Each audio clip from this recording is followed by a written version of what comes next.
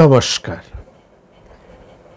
মহামতি অনন্তলালকে স্মরণ করে রামায়ণী ফল্গুধারার ১৬৪তম পর্বের আলোচনায় আপনাদের সবাইকে জানাই সাদর সম্ভাষণ। আমরা কথা বলছিলাম যুদ্ধ উন্মাদ রাবণকে নিয়ে। রাবণ, যিনি নিজেই বলছেন আমি যুদ্ধপ্রিয়, আমি যুদ্ধ লোভী, এই যুদ্ধ লোভিত্ব রাবণের মধ্যে এক ভয়ঙ্কর ভাবে কাজ করে।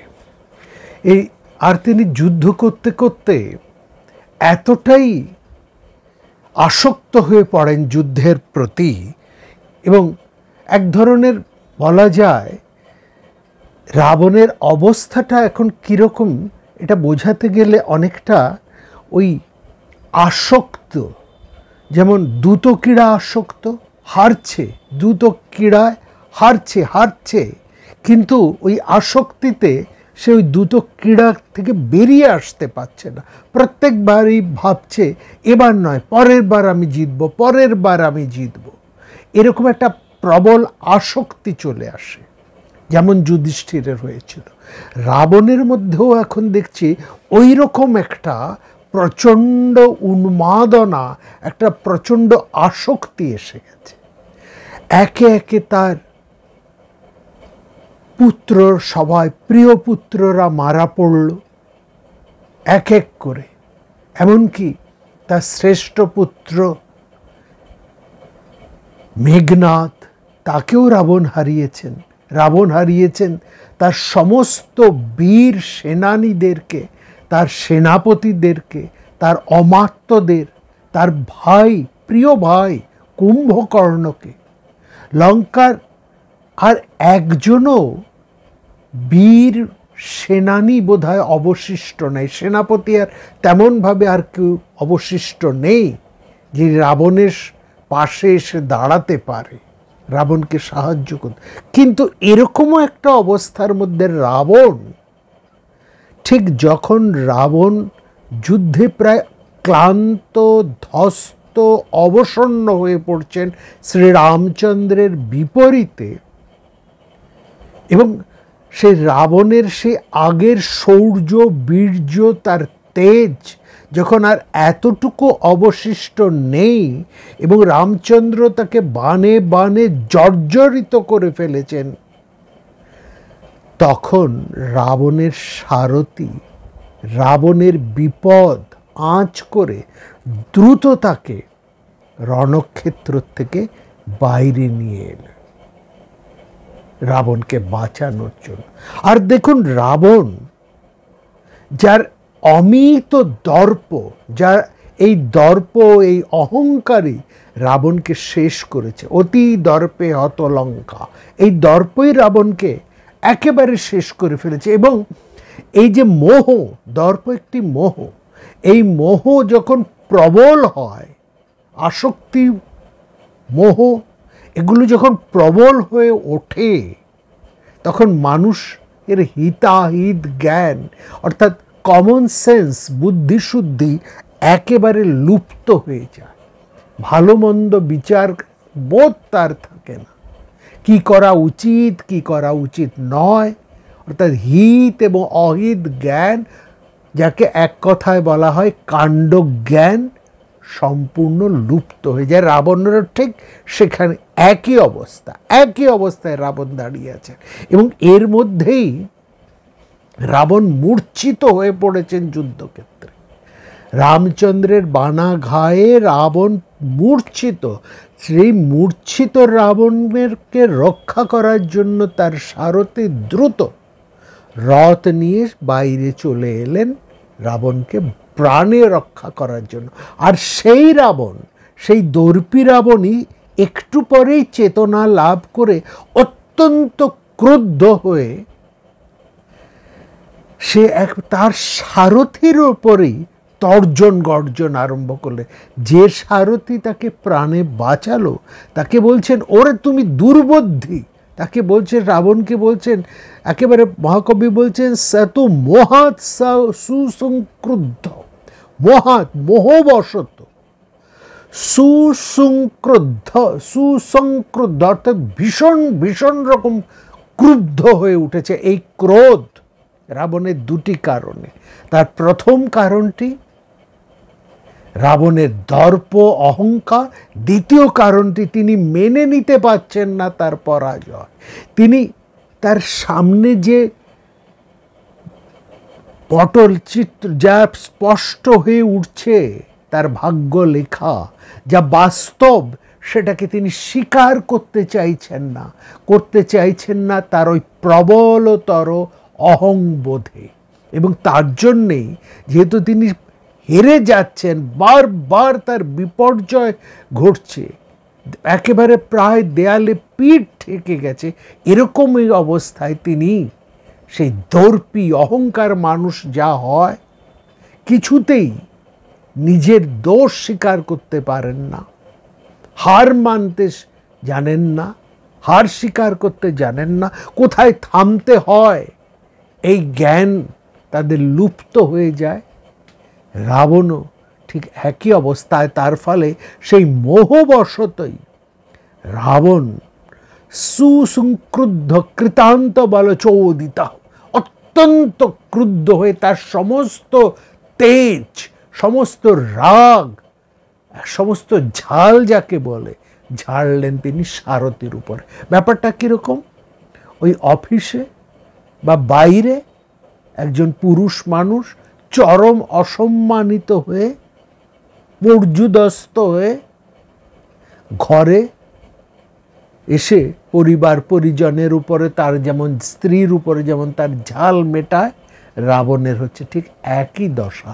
ওই সারথীর উপরে, যে তার প্রাণ রক্ষা করলো, রাবণ তার উপরেই একেবারে ক্রুদ্ধ হয়ে হুঙ্কার দিয়ে চিৎকার করে উঠলেন। বলছেন, তুমি কি ভেবেছ আমি হীনবীর্য? অর্থাৎ রাবণের দুর্বলতার কথাগুলোই বলে ফেলছে। বলছে, তুমি কি ভাবছো আমি হীনবীর্য, আমি দুর্বল, হ্যাঁ, আমি অক্ষম, আমি পৌরুষহীন, আমি ভীরু, আমি শক্তিহীন, আমি হালকা, আমি তেজহীন, এই ভেবেছো তুমি? হ্যাঁ, তুমি কি ভেবেছো আমি মায়াহীন, অর্থাৎ মায়াযুদ্ধ আমি ভুলে গেছি, মায়াযুদ্ধে অস্ত্রে আমি অনভিজ্ঞ? হ্যাঁ, তুমি কি ভেবেছো আমাকে? হীন বীর্যমিবা আসক্তং পৌরুষেণ বিবর্জিতম ভীরুম লঘু বিবাসক্তম বিহীনম তেজসা, বিমুক্ত ইব মায়াভীরস্ত্রৈব বহিষ্কৃতম। তুমি কি আমাকে তাই ভেবেছ? এবং সেটা ভেবেই তোমার নিজের ক্ষুদ্র বুদ্ধিতে তুমি কাজ করতে আরম্ভ করছো, আমাকে অবজ্ঞা করে। আমার ইচ্ছে, আমি কোনটা চাই কোনটা না চাই, কোনটা আমার ইচ্ছে অনিচ্ছে, তার এতটুকু, আমি কি চাই না চাই তার এতটুকু মূল্য না দিয়েই তুমি কেন শত্রুর সামনে থেকে রথ নিয়ে পালিয়ে এলে? তুমি আমার এতদিনের, এবং রাবণ মানে এরকম চরম অসম্মানিত হচ্ছেন, সেটা রাবণ মানতে পারছেন না। তিনি সব দোষটা ওই সারথীর উপরে চাপিয়ে দিয়ে বলছে, তুমি আমার দীর্ঘদিনের এই যে সাধনা, এই যে আমি এতদিন যুদ্ধ করে, যুদ্ধবীর, যে যুদ্ধে রাবণ কোনোদিন পরাজিত হন না, এইরকম যে একটা যশ, বীর্যবত্তা, তেজ রাবণ এতদিন ধরে সংগ্রহ করেছেন, রাবণের নামের সঙ্গেই এইগুলো তার বিশেষণ হিসেবে যুক্ত হয়ে গিয়েছে, সেইগুলোকে তুমি নষ্ট করছো। আমাকে বীর বলে আমার জনগণের মধ্যে যে বিশ্বাস, জনগণ যে জানে আমি যুদ্ধে কখনো ভয় পাই না, পালিয়ে আসি না, যুদ্ধে আমি কোনো দিন পরাজিত হই না, সেই বিশ্বাস, মানুষের সেই বিশ্বাসকে নষ্ট করে দিলে তুমি তা বিনিষ্ট করেছ। হ্যাঁ, যশো বীর্যঞ্চ তেজশ্চ প্রত্যয়শ্চ বিনাশিতঃ। তুমি একেবারে সব ধূলিসাৎ করে দিলে। আমি যুদ্ধ লোভী, একেবারে পরিষ্কার করে বলেছে, যুদ্ধ লুব্ধ অহং, আমি যুদ্ধ লোভী, আমি যুদ্ধ করতে ভয় পাই না, বীরত্বের জন্য আমি প্রখ্যাত। অথচ যে শত্রু, আমার যে প্রবল শত্রু, যে বীর দেখে এখন জনসাধারণের মধ্যে হিরো হয়ে গিয়েছে, তাকে যশস্বী করে আমার সমস্ত যশ তুমি নষ্ট করে দিলে। অর্থাৎ রাবণ কিছুতেই রামের কাছে হার মানতে পারছেন না। রাবণ বলছেন, তুমি আমার এতদিনের যশ, প্রতিষ্ঠা, বীর্যাবস্থা, আমার সমস্ত গুডউইল সব তুমি একেবারে নষ্ট করে দিলে, ধূলিসাৎ করে দিলে। আর সেই রাম যে আমার সামনে দাঁড়ানোর যোগ্যই নেই, তাকে একেবারে বীরত্বে প্রতিষ্ঠা করে দিলে। সে এখন বীর বলে সবার কাছে প্রশংসিত হয়ে উঠছে, আর আমার এতদিনের যশ প্রতিষ্ঠা, আমার এতদিনের সাধনাকে ধূলিসাৎ করে আমার ইচ্ছে অনিচ্ছার এতটুকু দাম না দিয়ে তুমি রথ নিয়ে পালিয়ে এলে। তুমি কি মোহবশত যদি এই মুহূর্তে রথ নিয়ে রামের সামনে না উপস্থিত হও, তাহলে আমি বুঝব যে তুমি অন্যের কাছ থেকে, আমার শত্রুপক্ষের কাছ থেকে তুমি উৎকোচ গ্রহণ করেছ, অর্থাৎ ঘুষ নিয়েছ। শত্রু প্রখ্যাত বীর্যস্য রঞ্জনীয়শ্চ বিক্রমৈ সত্যাহং প্রত্যস্তুং রথম ইবং মোহান্ন চেদ বহতি দুর্মতে। ওই দুর্মতি, তুমি যদি এই মুহূর্তে রথ নিয়ে আমার শত্রুর সামনে না দাঁড়াও, তাহলে বুঝব সত্যাহং প্রতি তর্ক মে পরে না তুম উপস্কৃতম। উপস্কৃতম মানে তুমি অন্যর কাছ থেকে উৎকোচ গ্রহণ করেছ, উৎকোচ গ্রহণ করেছ, তুমি উৎকোচ গ্রহণ করেছ, অর্থাৎ ঘুষ নিয়েছ তুমি। যারা সুহৃদ,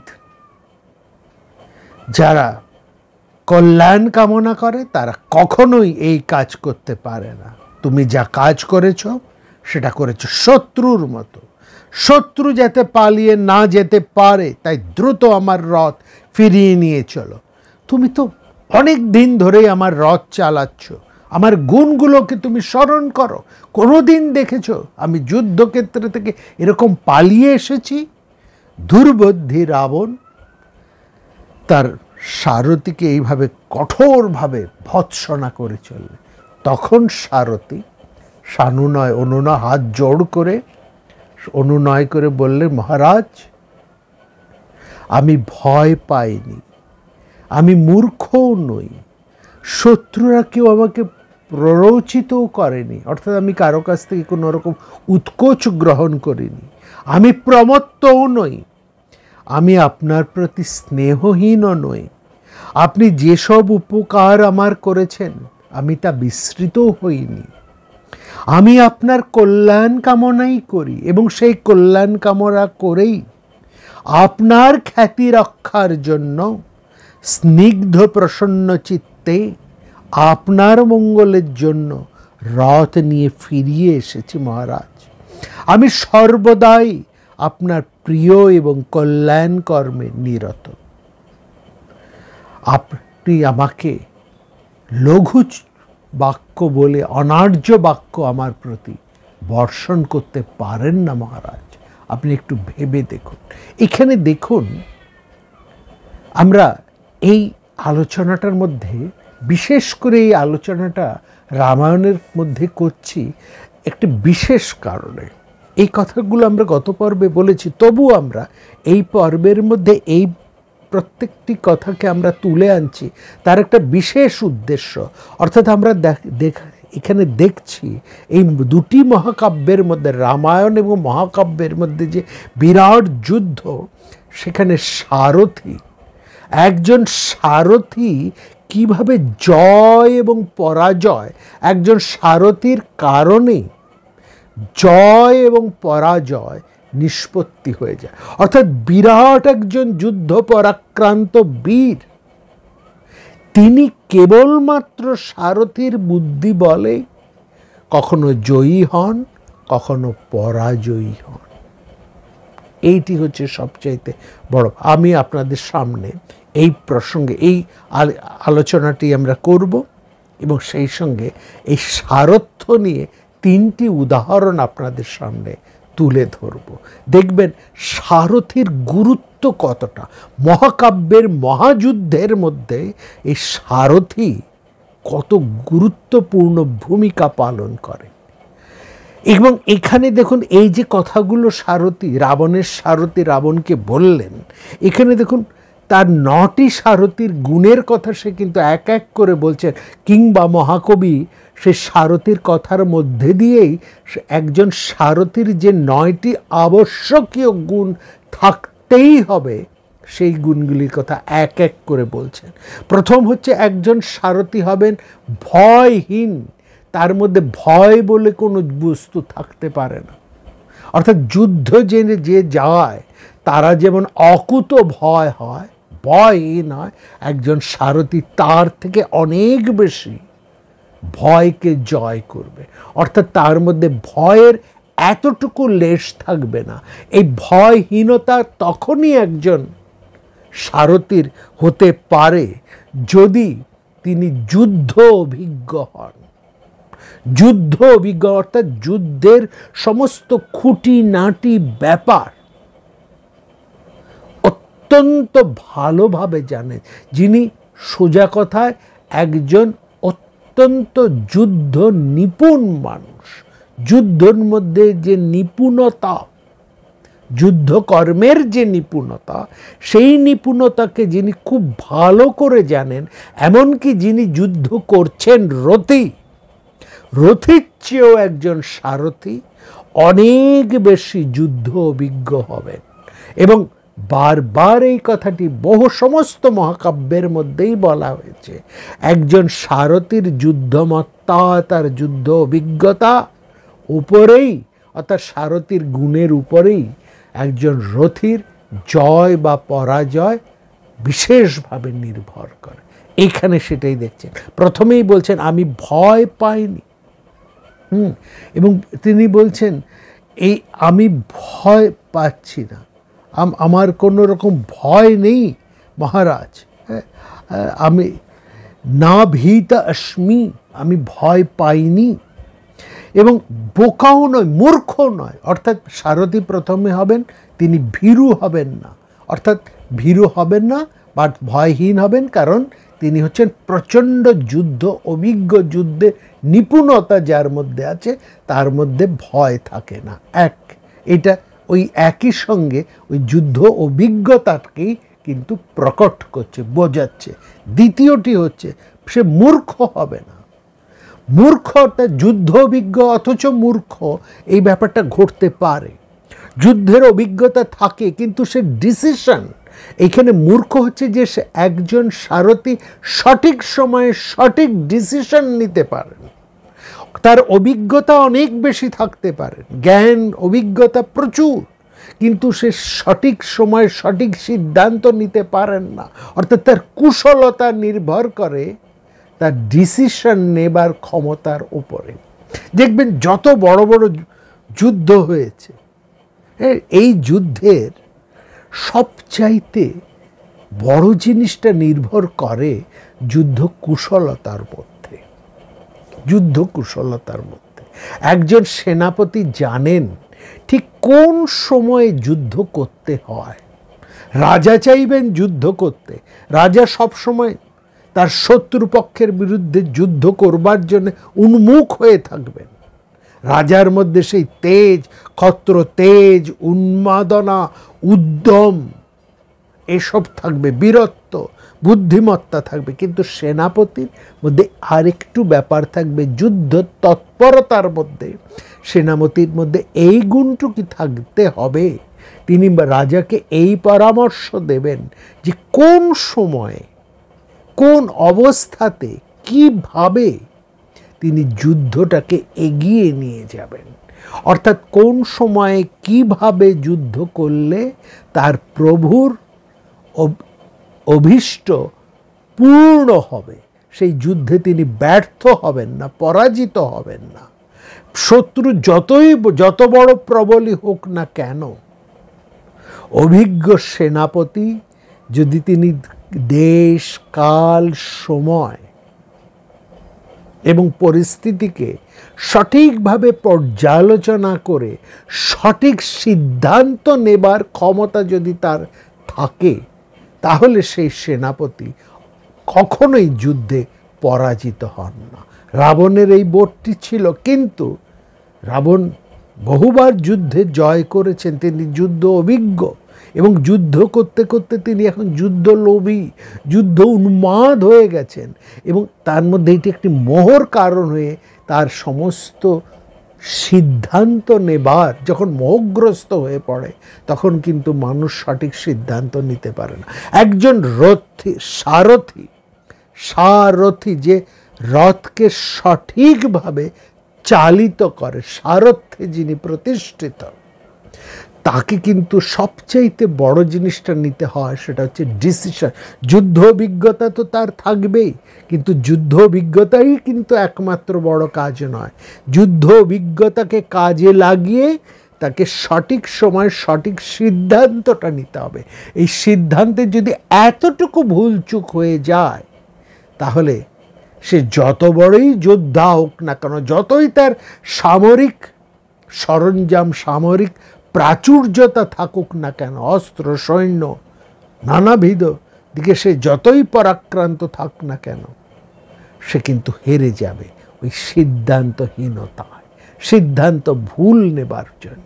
সুতরাং তাকে জানতে হবে যে আমি মূর্খ নই। এই যে মূর্খ কথাটা এখানে বলছে, না মূঢ়স্মি, এই মূঢ়তার মধ্যে হচ্ছে মূঢ়ত্ব কখন আসে, এখানে শব্দটা ব্যবহার করেছে দেখুন, মূঢ় কিন্তু মোহগ্রস্ত থেকে একজন মানুষ কিন্তু মূঢ় এসে যায়, অর্থাৎ সে কর্তব্য জ্ঞানহীন হয়ে যায়।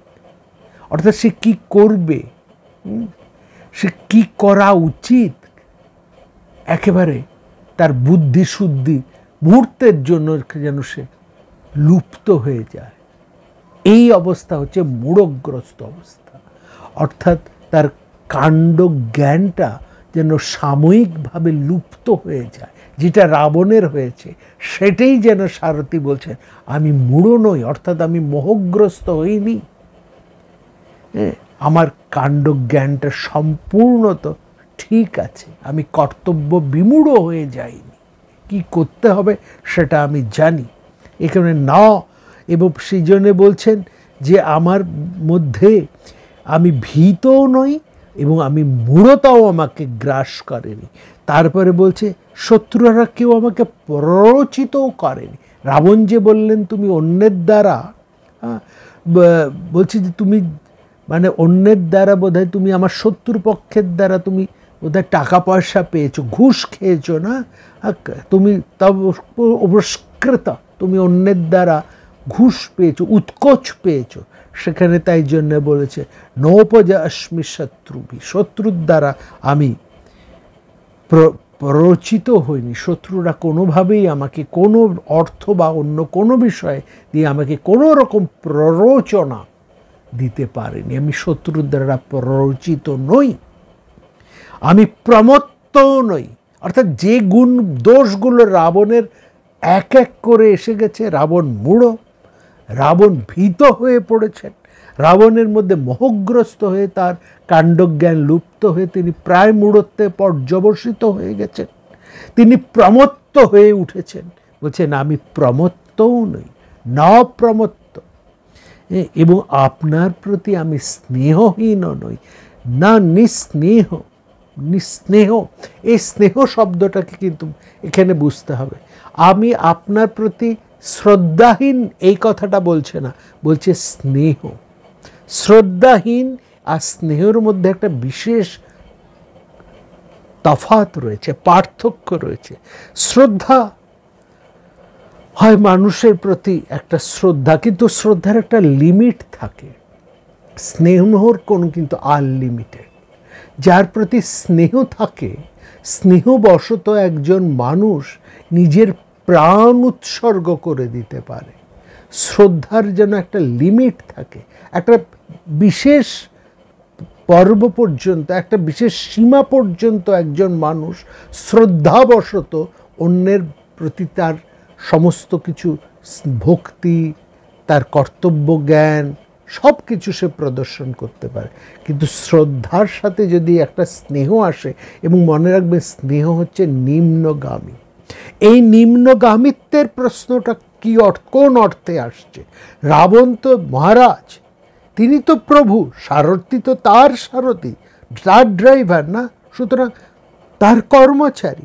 কিন্তু সারথি কি করে তার প্রতি, প্রভুর প্রতি স্নেহ দেখাতে পারে?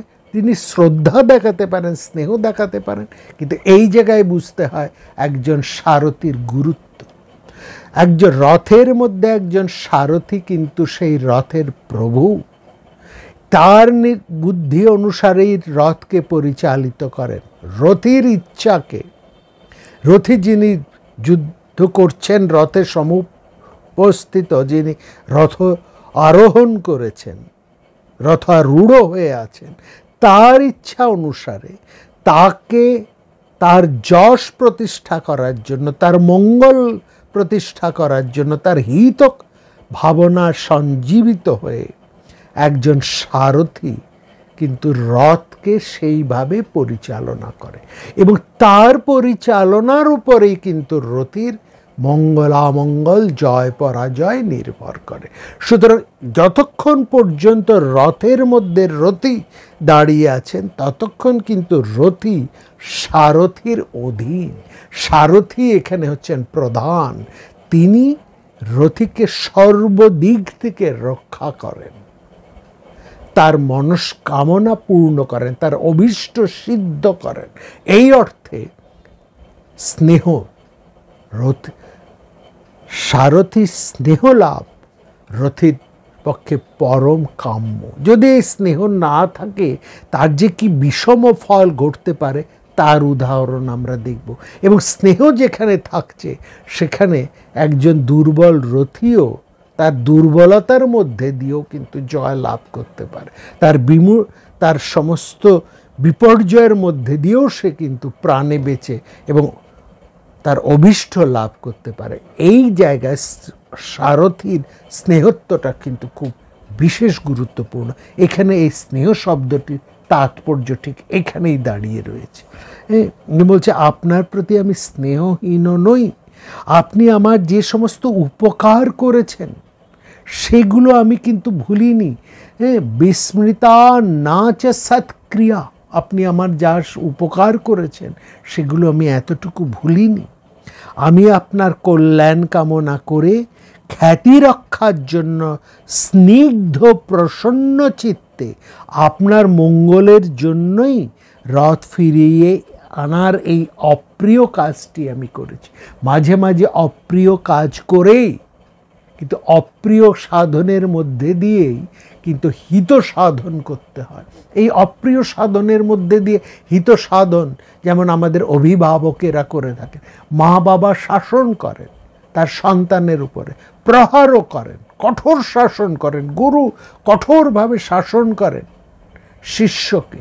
এই যে অপ্রিয় কর্মটি করছেন গুরু, পিতা, মাতা, এরা এই অপ্রিয় কর্মের মধ্যে দিয়েই কিন্তু শিষ্যের, সন্তানের এবং এই ক্ষেত্রে সারথি তার রথী বা প্রভুর অশেষ মঙ্গল কল্যাণ সাধন করছে।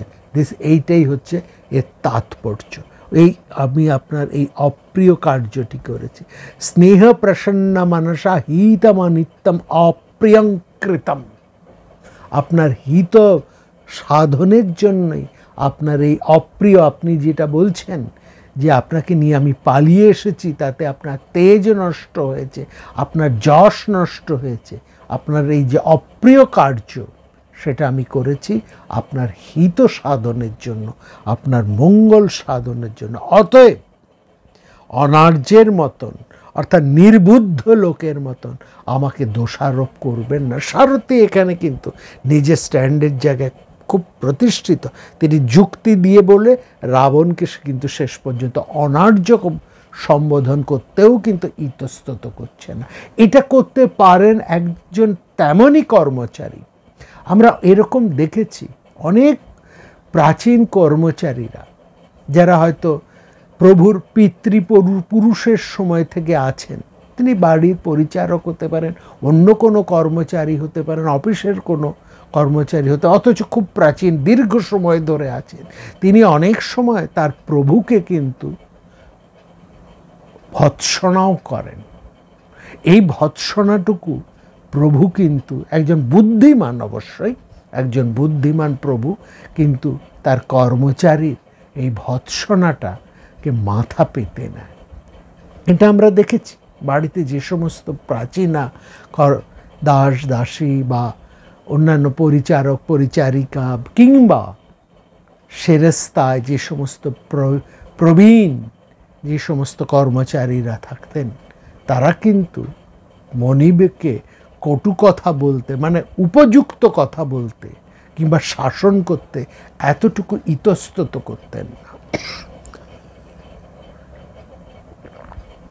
আর এখানে প্রভু কিন্তু তাদের এই অভিভাবকত্ব, প্রায় বিপরীত অভিভাবকত্বকে তারা কিন্তু মাথা পেতে স্বীকার করে নিতেন, কারণ জানতেন এই কর্মচারী কেবলমাত্র কর্মচারী নয়, এখানে কর্মচারী তার প্রবল হিতাকাঙ্ক্ষী। এত বড় হিতাকাঙ্ক্ষী তার কোনো আত্মীয় স্বজনও নয়, একজন সাধারণ পরিচারক পরিচারিকা কিংবা সেরেস্তার প্রবীণ কর্মচারীরা এত বড় হিতাকাঙ্ক্ষী যেটা সাধারণ বন্ধু আত্মীয় স্বজনও হতে পারেন না। তার কোনো ব্যক্তিগত স্বার্থ নয়, সে প্রভুর স্বার্থ রক্ষার জন্য, তার কল্যাণ ভাবনার জন্যে তাকে ভৎসনা করছে, তাকে কঠোরভাবে শাসনও করছেন। এইখানে বলছেন আপনি অনার্যের মতন। আমরা এখানেও দেখছি রাবণের সারথি রাবণকে বলছে অনার্যের মতন, অর্থাৎ অভদ্রজনচিত। আর্য শব্দটির কথা আমরা আগে বলেছি, কেবলমাত্র যারা ওই হিমালয়ের ওই পার থেকে যারা এসছেন সেই অর্থে শুধু আর্য নয়, আর্য শব্দটির আরেকটি প্রয়োগ হয়ে গিয়েছেন ভদ্র অভদ্র। যারা সজ্জন, যারা ভদ্র, যাদের জ্ঞান গম্যী আছে, যাদের মধ্যে সদাচার আছে, যাদের মধ্যে ঔচিত্য বোধ আছে, যাদের মধ্যে মূল্যবোধ আছে, এই মানুষদেরকেই বলা হতো আর্য, এবং এর বিপরীতদেরকেই বলা হতো অনার্য। রাবণও কিন্তু আর্য, রামচন্দ্র যেমন আর্য রক্তের মানুষ, রাবণও একই রকম আর্য রক্তবর্ণ। দুই আর্য পুরুষের লড়াই এখানে ঘটছে, কিন্তু রাবণের সারথি রাবণকে যে অনার্য বলছে এখানে হচ্ছে অভদ্রের মতন, অশিক্ষিতের মতন, হিতাহিত জ্ঞান শূন্য রাবণের দোষকে কিন্তু তার সারথি এক এক করে তুলে ধরছে। এবং এখানে আমরা দেখছি রাবণ কিন্তু তার এই প্রাচীন সারথিকে, কারণ রাবণ বলেছে তুমি দীর্ঘদিন ধরে আমার সারথ্য করছো, অতএব এই প্রাচীন সারথির সমস্ত ভৎসনাকে এবার রাবণ দেখছি এবার চুপ করে মাথা পেতে নিয়ে যাচ্ছে। সারথি কিন্তু এখানে বলেই চলেছেন, তার প্রতি যে সমস্ত কথাগুলো বলেছেন সারথি সেটা মানতে পারছে না, কারণ তার তো কোনো ব্যক্তিগত স্বার্থ ছিল না। তিনি যা করেছেন রাবণকে রক্ষা করার জন্যে, প্রভুকে রক্ষা করেন। সুতরাং রাবণের অন্যায় বাক্য তার সারথি কিন্তু কোনোভাবেই সেটাকে মেনে নিতে পারেন। এবং তিনি বলেছেন চন্দ্রের আকর্ষণে সমুদ্রের জলরাশি ফুলে ওঠে, তখন নদীর স্রোত ও বেগ পরিবর্তিত হয়, তেমনি আপনিও আপনার রথকে সেই যুদ্ধক্ষেত্রে থেকে ফিরিয়ে নিয়েছে। অর্থাৎ চন্দ্রের আকর্ষণে জোয়ার ভাটা হয়, এবং এই জোয়ার ভাটা বুঝে একজন দক্ষ নাবিক তার নৌকোর তার পোতের সেই পোতের গতিমুখকে সে কিন্তু পরিবর্তন করে। এখানে তার দক্ষতার উপর নির্ভর করে কখন এগোবো কখন পিছোবো। এবং সেই কথাই বলছেন, আমি বুঝতে পারলাম সারথি বলছেন আমি এতদিন ধরে, যে রাবণ যেমন বলছে এতদিন ধরে তুমি আমার সারথ্য করছো, আমার কি ইচ্ছে অনিচ্ছে সেটা তুমি জানো না। ঠিক সারথি বলছেন ঠিক সেটাকেই ফিরিয়ে দিচ্ছেন সারথি। আমি বুঝতে পেরেছি এই কঠোর যুদ্ধে আপনি ক্লান্ত হয়ে পড়েছেন, এতদিন কোনো দিন আপনাকে আমি এরকম ক্লান্ত দেখিনি, আজকে রাবণ ক্লান্ত বিধ্বস্ত, সেটাই সারথি স্মরণ করি। আপনি ক্লান্ত হয়ে পড়েছেন, যুদ্ধে আপনার যে বীর্যবর্তা আর উৎকর্ষতা আমরা এতদিন দেখে এসেছি সেটা আর দেখতে পাচ্ছি না। নাহিতে বীর্যে সম্মুখং প্রকর্ষণোপধারায়, সেই উৎকর্ষতা, সেই বীর্যবর্তা, রাবণ কোনোদিনই যুদ্ধে পরাজিত হন না। রাবণ মানেই জয়, বিজয়। এই রাবণ শব্দের প্রতিশব্দই হয়ে গিয়েছে বিজয়। সেই রাবণ আজকে শ্রমং তবগচ্ছামি মহত রণকম্মা, আপনি সেই যুদ্ধে এখন শ্রান্ত ক্লান্ত হয়ে পড়েছেন। সেই বীর্য পৌরসতা, বীর্য সম্মুখং প্রকর্ষং নোপধারতে, সেই বীর্যবত্তা আমি আর আপনাকে মধ্যে, সেই উৎকর্ষতা আমি আপনার মধ্যে দেখতে পাচ্ছি না। আর এছাড়াও আমার রথের ঘোড়াগুলো ক্লান্ত অবসন্ন হয়ে পড়েছে। অনেক দুর্লক্ষণ আমি দেখতে পাচ্ছি। সব কিছু পরিস্থিতি লক্ষ্য করেই আমি বুঝতে পারছি যে দুর্যোগ আসন্ন আমাদের। এবং সারথিকে, এখানে মহাকবি বলছেন সারথির গুণাবলী, এর সঙ্গে সারথিকে আরও কিছু জানতে হবে। প্রথমে তার 9টি কালের গুণের কথা বলেছে। অভয় হতে হবে, মূর্খ হবে না, শত্রুর দ্বারা প্ররোচিত হবেন না, প্রমত্ত হবে না, এবং সবসময় রথীর কল্যাণ কামনা করে যাবে, এবং কখনোই সে অন্য কোনোভাবে এমন কিছু করবে না যার দ্বারা তার রথী বিপদগ্রস্ত হয়। এই 9টি গুণ সারথি থাকতে হবে। সেই সঙ্গে সঙ্গে কি হতে হবে, সারথিকে ভালো করে জানতে হবে দেশ কাল, শুভ এবং অশুভ লক্ষণ ইঙ্গিত জানতে হবে, দৈন্য হর্ষ খেদ রথীর বলাবল সেটা তাকে যেমন জানতে হবে। জানা দরকার যে স্থান দিয়ে রথ চলবে সেই স্থানের নিম্নতা, ভূমির সমতা ও বন্ধুরতা। এই বন্ধুরতা শব্দটাকে লক্ষ্য করুন। বলছেন কীরকমভাবে সে জানতে হবে, দৈনং হর্ষশ্চ খেদশ্চ রথিনশ্চ মহাবলম স্থল নিম্নানি ভূমেশ্চ সমানি বিষমানি চ যুদ্ধকালশ্চ বিজ্ঞায় পরাশান্ত দর্শনম। এবং সেখানে বলছেন এই যে স্থান চলতে হবে সে ভূমির সমতা এবং বন্ধুরতা। এই বন্ধু শব্দটাকে ভালো রকম, বন্ধু শব্দ এসছে বন্ধ, যে শব্দ থেকে বন্ধু সেই শব্দ থেকে এসছে বন্ধুর, এই রটাও কিন্তু ওই একই ধাতু নিষ্পন্ন। বন্ধন, বন্ধন, বন্ধ অর্থ থেকে এসছে বন্ধন। সেই বন্ধ থেকে যোগ হয়ে হচ্ছে প্রীতিবন্ধক, হিতকারী, স্বজন, মিত্র, প্রণয় বা স্নিগ্ধজন।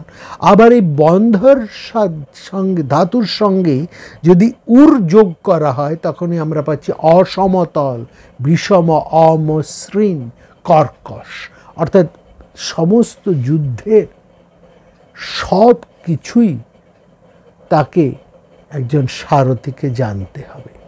জানতে হবে দেশ কোন সময়ে সে যুদ্ধ করছে, কাদের সঙ্গে যুদ্ধ করছে, কোন পরিস্থিতিতে যুদ্ধ করছে, শুভ অশুভ লক্ষণ তার ইঙ্গিতজ্ঞ হতে হবে একজন সারথিকে।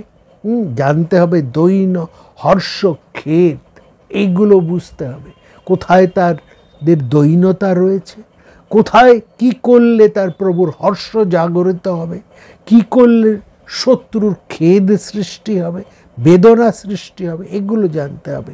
এবং রথী যে যুদ্ধ করছেন, যে তার রথে যে রথী তার বলাবলও কিন্তু জানতে হবে। তাকে যাকে বহন করে নিয়ে যাচ্ছে রথী, তার শক্তিমত্তা কতখানি সেটাও কিন্তু জানতে হবে।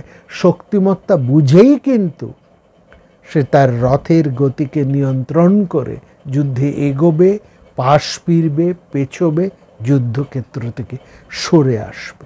সুতরাং এবং যে স্থানে যুদ্ধ করছে সেই স্থানের নিম্নতা, সমতা এবং বন্ধুরতা, হ্যাঁ, অর্থাৎ কর্কশতা, অসমতলতা, বিষমতাকে, যুদ্ধের বিষমতাকে তাকে খুব ভালো করে জানতে হবে।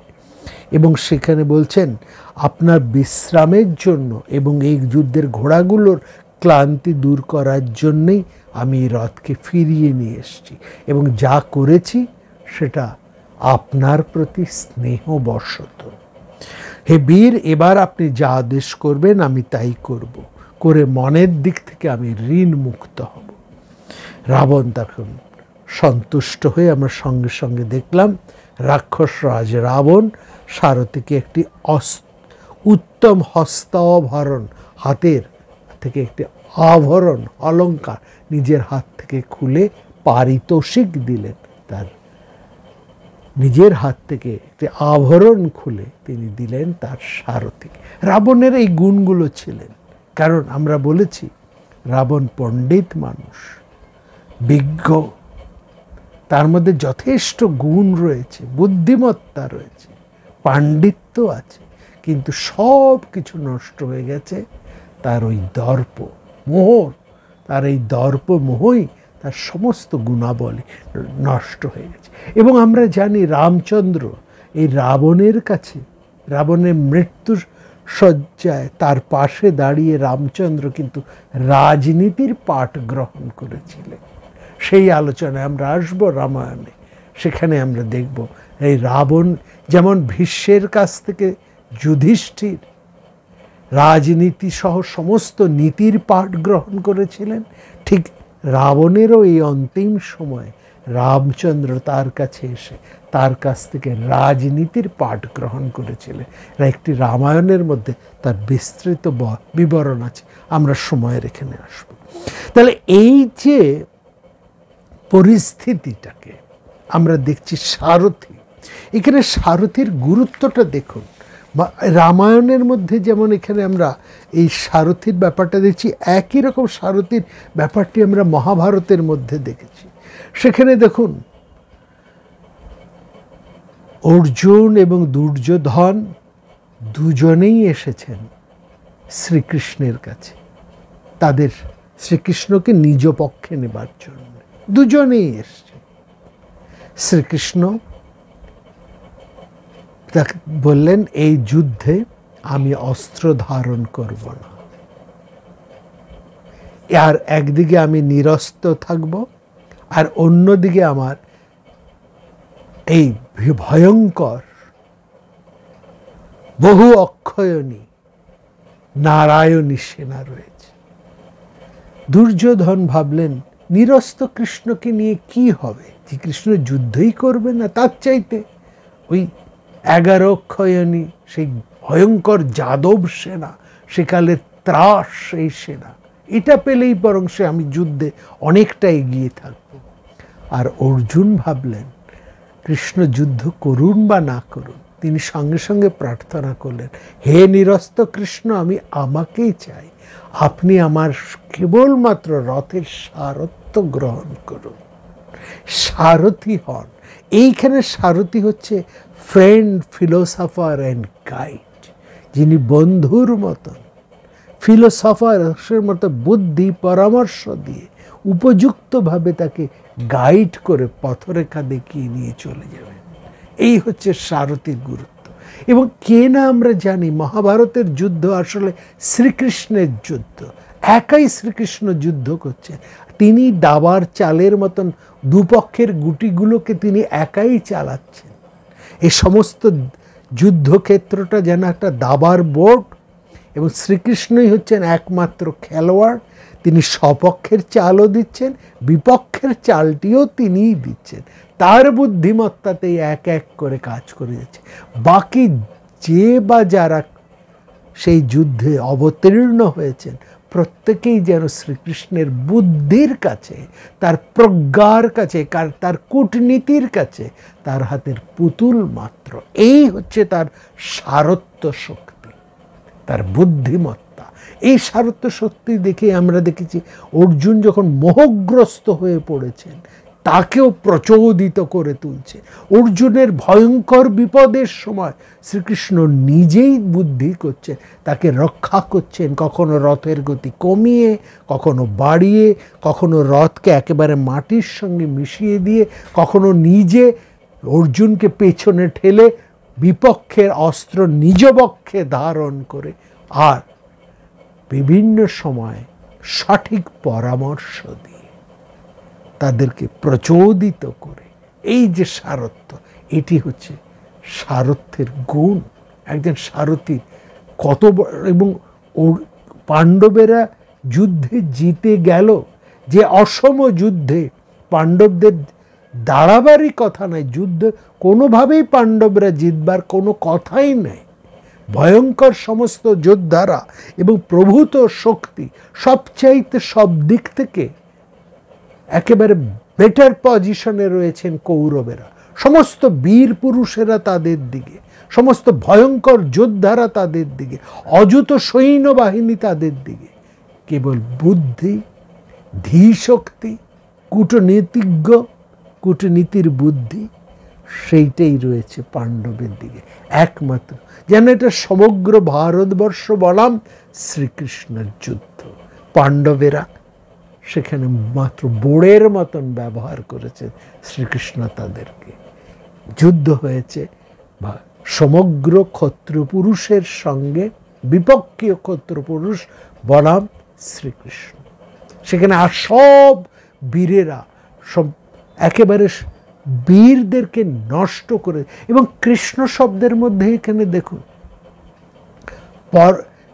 এই যে কৃষ্ণ যতবার যত রকমভাবে এসেছেন, প্রত্যেকবারই তারা যেন নিক্ষত্রিয় করে দিয়ে গেছে। এইখানেও কৃষ্ণ একই কাজ করেছেন। আমরা এই পুরাণের মধ্যে 3 জন কৃষ্ণের কথা পাই। এই 3 জন কৃষ্ণেরকেই আপনারা যদি ভালো করে পর্যালোচনা করে দেখেন, এরা প্রত্যেকেই কিন্তু নিক্ষত্রিয় করে দিয়ে গেছে পৃথিবী। যখন ক্ষত্রিয়রা বলদর্পে ভয়ঙ্কর হয়ে উঠেছে, অত্যাচারী হয়ে উঠেছে, প্রচণ্ড দর্পী হয়ে উঠেছে, তখন এই কৃষ্ণ পুরুষ যেন এই সমস্ত নিক্ষত্রিয় করে দিয়ে গেছেন পৃথিবীকে। শ্রীকৃষ্ণ হচ্ছেন সেই তৃতীয় কৃষ্ণ। তিনি একাই তার বুদ্ধিমত্তায় এই প্রথম 2 ক্ষেত্রে কৃষ্ণ যুদ্ধ করেছেন তাদের ক্ষমতায়, প্রত্যেক ক্ষেত্রেই কৃষ্ণ যুদ্ধ করেছিলেন তার অস্ত্র বলে, তার বাহু বলে, আর এই তৃতীয় ক্ষেত্রে তিনি যুদ্ধ করেছেন তার বুদ্ধি বলে, তার কূটনীতির বলে। এইটি লক্ষ্য করা। আর এবার বিপরীত দিকটা একটু বলি, যে বিপরীত হলে সারথী সমর্থন না থাকলে প্রচণ্ড যুদ্ধ অভিজ্ঞ ভয়ঙ্কর বীরও কেমনভাবে পর্যুদস্ত হতে পারে, সেটাও আপনারা জানেন। স্মরণ করুন কর্ণকে। যে কর্ণ যুদ্ধক্ষেত্রে পরাজিত হলেন, তার সবচাইতে বড় কারণ, যতটা কর্ণের দুর্ভাগ্য, তার সঙ্গে তার যুক্ত হয়েছে তার সারথ্যজনিত দুর্ভাগ্য। আপনাদের নিশ্চয়ই শল্যের কথা মনে আছে। নকুল সহদেবের মামা মদ্ররাজ শল্য, তিনি আসছিলেন পাণ্ডব পক্ষে যোগদান করার জন্য তার 1 লক্ষ ভয়ঙ্কর মদ্রদেশীয় সৈন্যদেরকে নিয়ে। পথে নানান উপাচারে তোষামদে আতিথ্যে দুর্যোধন তাকে হাত করে ফেলেন। এবার শল্য একটু সরল প্রকৃতির লোক ছিলেন। তিনি দুর্যোধনের ওই আতিথ্যে মুগ্ধ হয়ে তার পক্ষভুক্তই হয়ে যান। কিন্তু পক্ষভুক্ত হবার পরেই তিনি বুঝতে পারেন, এ বাবা কি ভুল করে ফেলেছি। তার মনের মধ্যে একটা খচখচানি হতে থাকে। তিনি তখন দুর্যোধনকে বললেন, ঠিক আছে, আমি তোমার পক্ষে এসে, তুমি আমার এই সৈন্যদেরকে নিয়ে এসো, আমি একটু যুধিষ্ঠিরের সঙ্গে গিয়ে কথা বলে আসি। আফটার অল আমি তো তার পক্ষেই যোগদান করতে আসছিলাম, মাঝখানে এটা কি হয়ে গেল। যাই হোক, বিজয়ীর হাসি হেসে দুর্যোধন শল্যের সম্মতি এবং তার সমস্ত সৈন্য বলকে নিয়ে হাসতে হাসতে চলে গেলেন। মহারাজ শল্য, মদ্ররাজ 1 পা 2 পা করে এগিয়ে এলেন যুধিষ্ঠিরের কাছে। এসে বললেন যে তিনি এতটাই সরল, তার সব কথা যুধিষ্ঠিরের কাছে খুলে বললেন যে কি ঘটনা ঘটেছে, কোন পরিস্থিতিতে তিনি এই বিরাট ভুল করে ফেলেছেন, এবং মাঝপথে দুজনের সাথে কিভাবে দেখা হয়েছে এবং তার আতিথেয়তার ভুলে তিনি তার প্রার্থনা মঞ্জুর করেছে, সব কথা খুলে বললেন শল্য। তচ্চ সুশ্রীতং সর্বং বরদানঞ্চ ভারত। তার শুশ্রূষায়, তার আতিথেয়তায় শল্য মুগ্ধ হয়ে তার পক্ষে যোগদান করেছে। যুধিষ্ঠির অত্যন্ত বুদ্ধিমান মানুষ। এখানে দেখুন যুধিষ্ঠিরের প্রজ্ঞা, তাকে যুদ্ধে স্থির বলা হয়। যুধিষ্ঠির কতটা যুদ্ধ অভিজ্ঞ মানুষ, কতটা কূটনীতিজ্ঞ মানুষ। তিনি বললেন যা হবার হয়ে গেছে বাবা, তবে আপনাকে একটা প্রতিশ্রুতি আমাকে দিতে বলেন। আপনি সন্তুষ্ট হয়ে দুর্যোধনকে কথা দিয়েছেন, সেটাকে অন্যায় কি করে বলি, আপনি ভালোই করেছেন। এতটুকু মামাকে, শল্যকে এতটুকু তিনি তিরস্কার করলেন না, কোনো অভিযোগ করলেন না, কোনো রাগও তিনি দেখালেন না। বললেন আপনি এর মধ্যে অন্যায় কি আছে, আপনি সন্তুষ্ট হয়ে তাকে কথা দিয়েছেন। সুকৃতং তে কৃতং রাজং তায়া বাচ প্রতিশ্রুত, এর মধ্যে কোনো অন্যায় নেই, ঠিকই করেছে। তবে আমার একটা কথা কিন্তু আপনাকে রাখতেই হবে, হ্যাঁ, এবং অন্যায় হলো সেই কাজটা কিন্তু আপনাকে করে দিতেই হবে। রাজম অকর্তব্যমপি কর্তুম অর্হসি সত্যম। অকর্তব্য অর্থাৎ অন্যায় মনে হলো, কিন্তু আমার এই অনুরোধটুকু আপনাকে রাখতে হবে। আমি আপনার ক্ষমতা জানি, হ্যাঁ, যুদ্ধক্ষেত্রে আপনি বাসুদেব কৃষ্ণের মতন শৌর্য বীর্যের সমান। একটু শল্যকে একটু তোল্লাই দিয়ে যুধিষ্ঠির তুলে দিল, একেবারে কৃষ্ণের সমতায় শল্যকে প্রতিষ্ঠা করে দিলেন। দেখুন যুধিষ্ঠিরের বুদ্ধিমত্তা, আপনার ক্ষমতা আমি জানি, আপনি যুদ্ধক্ষেত্রে কৃষ্ণের সমান। আপনি তো জানেন এই যুদ্ধে একসময় কর্ণ আর অর্জুনের মুখোমুখি লড়াই হবে। সেই সময়, সেই যুদ্ধ যখন হবে, তখন কৃষ্ণকে অর্জুনের সারথি দেখে নিজের হীনমন্যতায় কর্ণ আপনাকে সারথি হিসেবে বরণ করবেন, এতে আমার এতটুকু সন্দেহ নেই।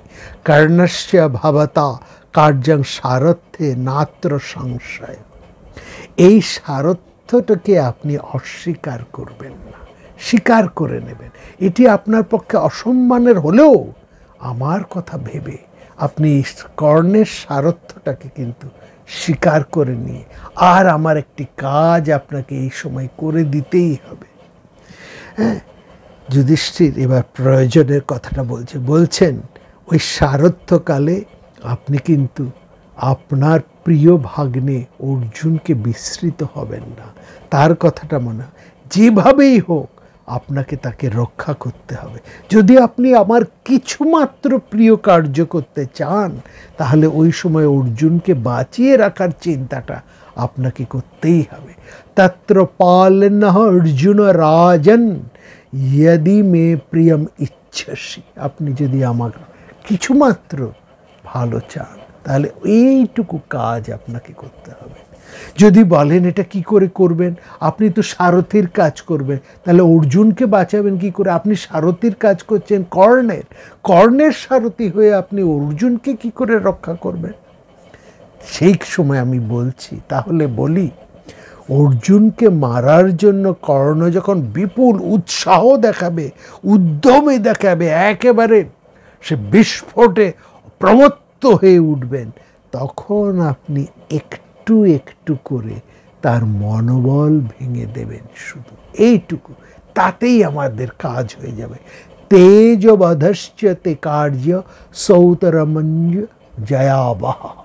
তেজবধ, এই যে অসাধারণ শব্দটি ব্যবহার করেছেন মহাভারতের কবি, তেজবধ, অর্থাৎ যে উত্তেজনা, যে উৎসাহ, যে তেজ, যে দর্প, একজন উদ্যম, একজন বীর তার প্রতিপক্ষ প্রতিপক্ষের বিরুদ্ধে যুদ্ধযাত্রায় তাকে প্রবৃত্ত করে। দেখবেন যখন এক পক্ষ আরেক পক্ষের বিরুদ্ধে ঝাঁপিয়ে পড়ে, তখন প্রবল হুঙ্কারে নিজের দর্প আস্ফোট প্রকাশ করতে করতে যে ঝাঁপিয়ে পড়ে, এটাকেই বলে তেজ। এই তেজ, এই যে সেই কর্ণের সেই তেজে, সেই উৎসাহে, সেই উদ্দীপনায়, সেই উদ্যমের মধ্যে আপনি জল ঢেলে দেবেন। তার কিভাবে জল ঢালবেন না, যত কর্ণ আত্মপ্রশংসা করবে, উদ্যমী হয়ে উঠবে, হ্যাঁ, উৎসাহী হয়ে উঠবে, উত্তেজিত হয়ে উঠবে, আপনি ততই অর্জুনের প্রশংসা করে কর্ণের দোষ দেখাতে আরম্ভ করবে, তার মনোবলটাকে ভেঙে দেবে। এই মনোবলকে ভেঙে দেওয়াটাকেই বলে তেজবধ। যুধিষ্ঠির শল্যকে অনুরোধ করলেন, কর্ণ অর্জুনের ভয়ঙ্কর যুদ্ধের ক্ষেত্রে সেই পূর্বাহ্নে, কর্ণ অর্জুনের যুদ্ধে পূর্বাহ্নে আপনি যেমন করেই হোক কর্ণের মনোবলটাকে একেবারে চুরমার করে দেবেন, চূর্ণ বিচূর্ণ করে দেবেন। যুধিষ্ঠির এটা জানেন, নৈতিক দিক থেকে ব্যাপারটা অন্যায় হলেও অর্জুনের সুরক্ষার দৃষ্টিতে এটা অত্যন্ত প্রয়োজনীয়। তাই তিনি বললেন, দুর্যোধনের পক্ষে আপনি যোগ দিয়েছেন, আমাদের বিরুদ্ধে গেছেন, সেটা না হয় করেছেন, এবার আপনি যদি সত্যিই আমার কোনো প্রিয় কর্ম করতে চান, তাহলে আমাদের সবচাইতে বড় প্রতিপক্ষের মনোবলটাকে যদি আপনি ভেঙে দিতে পারেন, এর চাইতে বড় উপকার আর কি করতে হবে। বলছেন এটা অকর্তব্য হলেও, অনুচিত হলে, অন্যায় হলেও এই কাজটা আমাদের জন্য আপনাকে করে দিতে হবে। অকর্তব্যপি হি এতৎ কর্তুম অর্হসি মাতুল। আর আমরা এটা জানি এই যুদ্ধে কি হয়েছিল, কিভাবে শল্য কর্ণের বারবার কর্ণের দোষ দেখিয়ে তার মনোবলটাকে ভেঙে। এইখানে হচ্ছে সারথীর গুরুত্ব, সারথীর সারথ। একজন সারথীর বুদ্ধিমত্তায়, তার নৈপুণ্যে, একজন যোদ্ধা সে যদি একটু কম হয়, সে কিন্তু বিজয়ী হয়ে যায়। আর অন্যদিকে অতি পরাক্রান্ত মহাতেজবধ একজন যুদ্ধ পরাক্রমী, যুদ্ধ নিপুণ যদি সারথীর সাহচর্য সঠিকভাবে না পায়, সে কিন্তু জেতা যুদ্ধ সে হেরে যায়। এইখানে সারথীর নৈপুণ্য। এই জায়গায় মহাকবি আসল কথাটি বলছেন। যেখানে মহাভারত যুদ্ধে জয়ী হচ্ছেন সারথ্যে, সেখানে রাবণ হেরে যাচ্ছেন তার দর্পময়তায়, তার সারথীকে, তার সারথীর পরামর্শকে সঠিকভাবে গ্রহণ না করা। সারথী সঠিকভাবে রাবণের দোষগুলোকে এক এক করে দেখিয়ে দিয়েছেন। রাবণ কিন্তু দর্পে মোহে এতটাই প্রমত্ত যে তিনি তার হিতা কিছুই বুঝতে পারছেন না, কি করা উচিত না অনুচিত এই জ্ঞান তার লুপ্ত হয়ে গেছে, তার হিতাহিত লুপ্ত হয়ে গেছে। রাবণের নির্দেশে তার সারথী ভয়ঙ্করভাবে তার রথকে নিয়ে উপস্থিত হলেন শ্রীরামচন্দ্রের সামনে। অতঃপর আগামী পর্বে প্রাণারাম প্রাণারাম প্রাণারাম প্রাণারাম প্রাণারাম প্রাণারাম কি যেন লুকানো নামে তাই মিষ্ট এত তব নাম প্রাণারাম প্রাণারাম